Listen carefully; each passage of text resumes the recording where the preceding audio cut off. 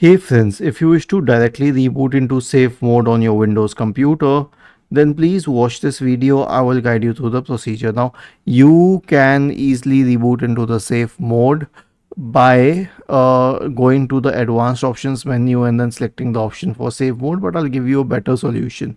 So search for system configuration in the Windows search bar and click on system configuration.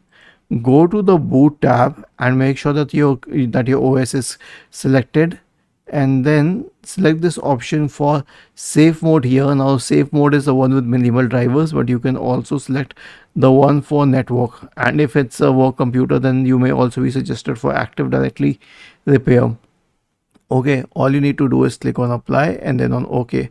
And now when you restart your computer, whenever you restart, you can click on exit without restarting and restart later. Then it will restart in the safe mode. Was this helpful?